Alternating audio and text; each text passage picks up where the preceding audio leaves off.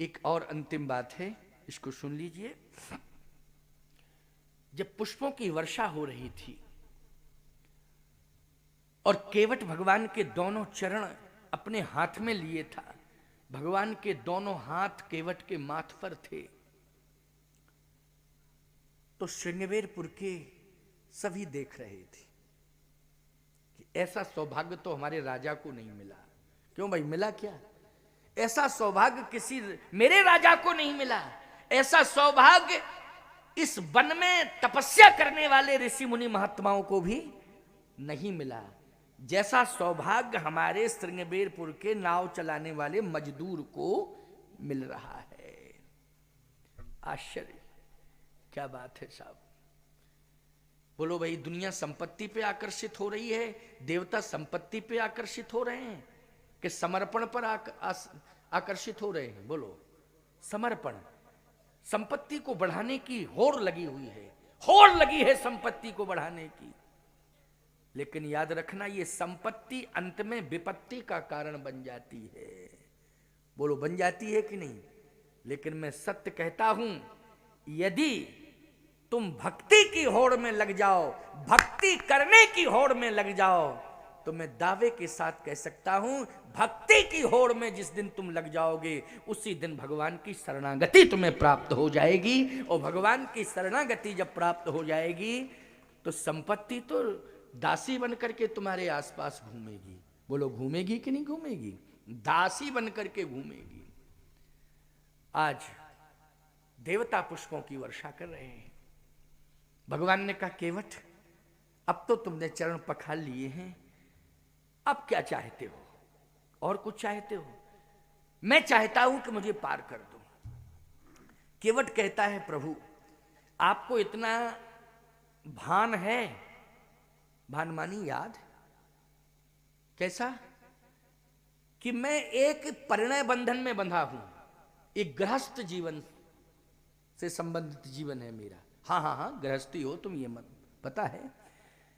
तो मेरा धर्म ये कहता है कि मैं भगवान से जुड़ूं, तो क्या मैं अपनी पत्नी को ना जोड़ूं भगवान से? लक्ष्मण जी बोले, गांव में गए थे, लेके क्यों नहीं आए पत्नी को? जब तुमको जोड़ना ही था, मालूम था, तो तुम गए थे, तो तुम पत्नी को लेके आते और पहले ही से ये प्रारंभ कर देते प्रक्रिया। क्यों पत्नी के सहित ये प्रक्रिया प्रारंभ करनी थी चरण प्रक्षालन की? तो आप गए थे तो आपको लेके आना चाहिए था।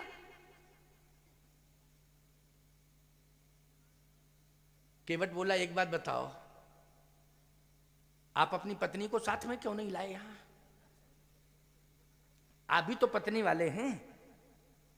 लेकिन जैसे ही मैंने सुना है कि आपने समाचार जब लक्ष्मण पाए, व्याकुल बिलख बदन उठ दाए, कि प्रभु चले ना जाएं, चले ना जाएं, तो पत्नी संपत्ति सब छोड़ करके प्रभु के साथ चल दिए। चल दिए कि नहीं? भगवान राम ने कहा, क्यों लक्ष्मण? लक्ष्मण जी बोले, बात तो ठीक है। ऐसे ही मैंने सोचा कि कहीं मैं विलंब कर देता तो प्रभु घाट को छोड़ के न चले जाते, क्योंकि मैंने आश्वासन दिया था कि मैं अभी आता हूं, आपके चरण धोऊंगा। इसलिए बेग आन जल, बेग मानी जल्दी, जल्दी करो, जल्दी करो, जल्दी करो। इसलिए बेग मानी जल्दी, मुझे जल्दी करनी पड़ी। पत्नी से मैं कह नहीं पाया, पत्नी से मैं कह नहीं पाया। और सही बात तो यह है कि पत्नी से अगर आप ये कहें कि जल्दी करो, जल्दी करो, जल्दी करो, ये शब्द, जैसे कहीं जाना हो आपको और आप ये कहें, जल्दी करो, जल्दी करो, तुम तैयार नहीं हो तो जल्दी करो, जल्दी करो, बस छूट जाएगी, ट्रेन छूट जाएगी, ये होगा, जल्दी करो, तो तुरंत पहला शब्द क्रोध में आके कहेंगे, ज्यादा जल्दी है तो चले जाओ, हमको नहीं जाना है, जल्दी करो, जल्दी करो, तैयार हो रहे हैं और जल्दी करो, जल्दी करो, जल्दी करो। तो फिर तुमको यही कहना पड़ता, कोई बात नहीं, कोई बात नहीं, नाराज मत हो, कोई बात नहीं, इस बस से नहीं तो दूसरी बस से चले जाएंगे, कोई बात नहीं। कितने बार ट्रेनें चूक गई, ट्रेनें निकल गई इनके चक्कर में। बोलो भाई। केवट कहता है, आपने कहा था वेग मानी जल्दी करना, तो इतनी ही जल्दी मैंने की कि जल लेके आ गया हूं। लेकिन यदि आपकी कृपा हो तो मैं परिणय बंधन में बंधा हूं। मैंने अग्नि को साक्षी करके, मैंने देवताओं को साक्षी करके, मैंने समाज को साक्षी करके, वेद मंत्रों को साक्षी करके मैंने एक नारी का हाथ पकड़ा है। बोलो भाई, धन्य है वो। ऐसी बात नहीं कि केवल भक्ति करता है, गृहस्थ धर्म का भी निर्वाह करता है।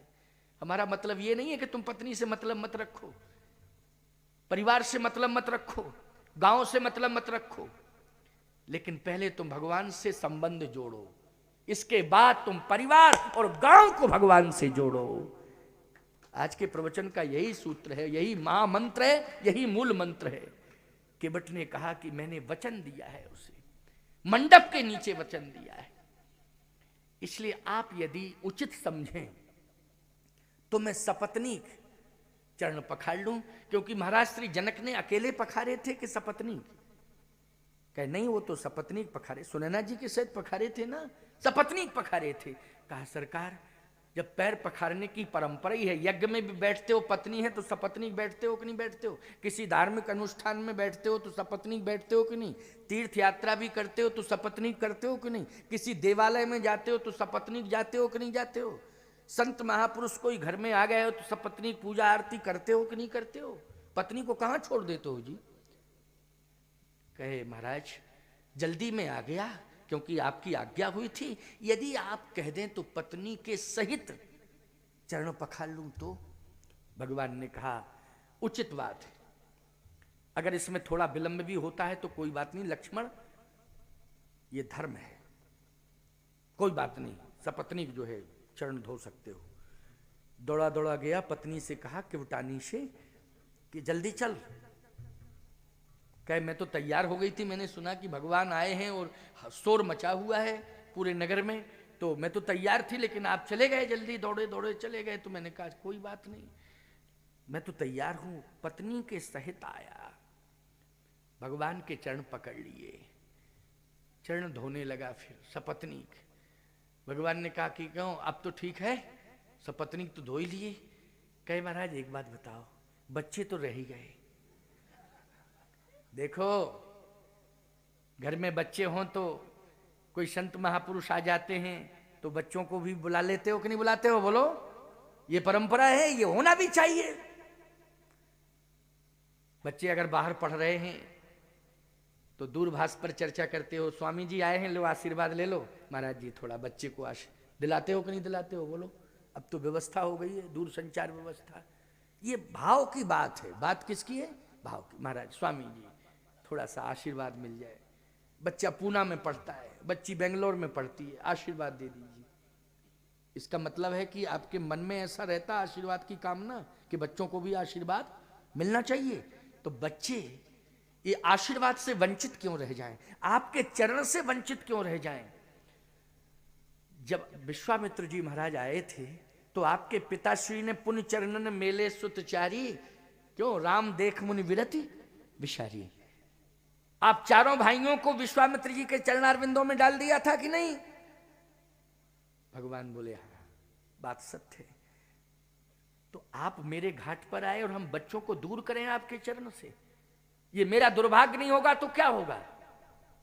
इसलिए थोड़ा सा समय मिल जाए तो बच्चों को भी आपके चरणारविंदों से जोड़ दें।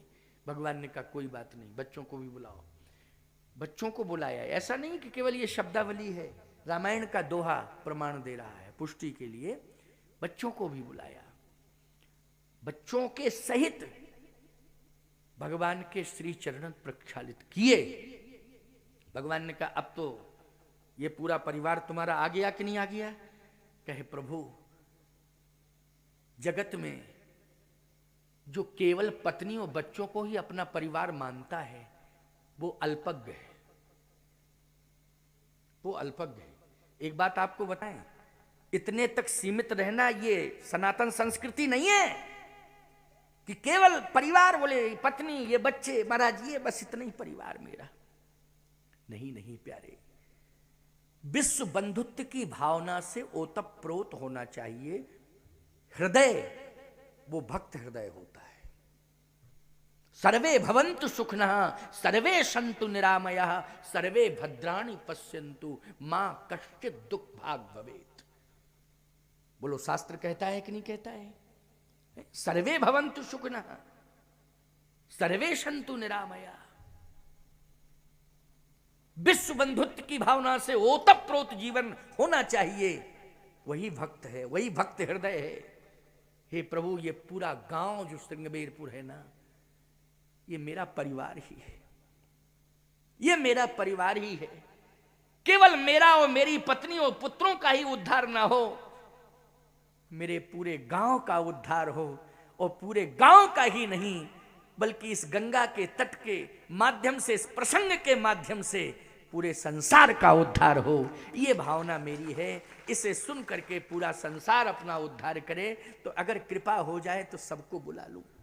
लक्ष्मण जी बोले, भैया अब तो गांव वालों तक की बात हो गई है, अब हमें लगता है कि मामा, फूफा, जीजा जी सब आएंगे अब, क्योंकि वो बुलाएगा सबको, गांव को जोड़ रहा है तो रिश्तेदारों को भी जोड़ेगा, वो तो नियम है, वो तो खुल गई, परंपरा खुल गई तो खुल गई, अब वो तो परंपरा चली चली। भगवान ने कहा कि लक्ष्मण, कितनी बड़ी उदारता है केवट के जीवन में, कि जो पूरे गांव को अपना मानता है। भैया 10-5 लोगों ने पुराण में संकल्प लिया है इस कार्यक्रम को कराने का, लेकिन पूरे गांव का ये कार्यक्रम और पूरा क्षेत्र सुनने आ रहा है, तो पूरे क्षेत्र का ये कार्यक्रम हो गया। बोलो, यही उदारता होनी चाहिए कि नहीं? यही उदारता होनी चाहिए, यही मानसिकता होनी चाहिए। भगवान ने कहा कि इसके औदार्य पर विचार तो करो लक्ष्मण, उदारता से भरा हुआ जीवन है इसका। क्या कह रहा है ये? कि पूरे गांव को ये प्रेम है, ये प्रेम है। सबको बुलाया, भगवान से जोड़ा। भगवान ने कहा अब तो पार कर दे। कहा प्रभु, पुरखे और रह गए। कौन रह गए? पुरखे। पद पखार जल पानी कर आप सहित परिवार। क्यों? प्रमाण मिला कि नहीं मिला इस दोहे में? आप सहित परिवार। और परिवार का मतलब पत्नी और बच्चे ही नहीं, पूरा गांव को अपना क्या मान रहा है? परिवार। पद पखार जल पानी कर आप सहित परिवार। भगवान ने कहा अब तो पार कर दे। कहा पुरखे रह गए। लक्ष्मण जी ने कहा तेरे पुरखे, वैसे गंगा जी की महिमा है, गंगा की महिमा, गंगा की ये महिमा है कि जो भी गंगा में स्नान करता है वो तरता है, और यदि नहीं स्नान कर पाया तो कहीं भी मरे उसकी अस्थियां गंगा जी में आती हैं तरने के लिए। क्यों, तुम लोग भी यही मान्यता मानते हो कि नहीं मानते हो? कहीं भी मरे लेकिन तरने के लिए अस्थियां कहां जाती हैं? गंगा जी में जाती हैं। तो कहे गंगा के किनारे तेरे पुरखे रहे और मरे कहां? कहीं यहीं मरे, फिर तरे क्यों नहीं? क्या बात है। केवट ने, ये बहुत महत्वपूर्ण बात है, समझना इसको। केवट ने कहा कि ये तो सत्य है कि गंगा के किनारे जो रहता है उसे मोक्ष मिलता है। जो गंगा में स्नान करता है, कहना ही क्या, जो गंगा में अंतिम स्थिति में प्रवाहित हो जाता है अस्थि भस्म के सहित, तो कहना ही क्या उसका। लेकिन मेरे पुरखों की जहां तक बात है कि वो यहीं रहे, यहीं पैदा हुए, यहीं रहे, यहीं मरे, लेकिन नहीं तरे, तो बात ये है कि आपके चरण से गंगा निकली, हाँ, लेकिन आपके पुरखों को गंगा कब तक नहीं तार पाई? जब तक भगीरथ ने तपस्या नहीं की। और भगीरथ जी ने जब तपस्या की तो तपस्या के बल पर गंगा भगीरथ जी के साथ गई और गंगा सागर में जाके, क्यों, पुरखों का उद्धार हो गया कि नहीं हो गया? बोलो जल्दी। राजा सगर के जो 60,000 बेटे थे, हैं? प्रयास किसका था? भगीरथ का प्रयास। तो यही निवेदन है प्रभु मेरा कि ये जो मैंने चरण धोए हैं ये मेरा भागीरथी प्रयास है। ये क्या है? भागीरथी प्रयास है। और ब्रह्मा के कमंडल से प्रकट होने वाली गंगा सामने बह रही हैं, लेकिन मेरा प्रयास अभी तक नहीं हुआ था, इसलिए मेरे पुरखे नहीं तरे। लेकिन आज मैं ब्रह्मा के कमंडल से निकलने वाली गंगा के माध्यम से पुरखों का उद्धार नहीं कर रहा हूं, जो मेरे प्रयास से कठौते में नई गंगा प्रकट हुई है, उसी गंगा के माध्यम से मैं अपने पुरखों का उद्धार कर रहा हूं। इसलिए पितर पारी करी प्रवहि पुनि मुदित गए पार। कठौते के जल से उसने तर्पण किया पुरखों के लिए। जो कठौते में गंगा चरणोदक आया था ना, वो गंगा कठौते की गंगा, उसी से तर्पण किया केवट ने। और जैसे तर्पण किया पुरखों को, वो अर्पण हो गया। और अर्पण हो गया तो पुरखे भी भगवान के चरणों में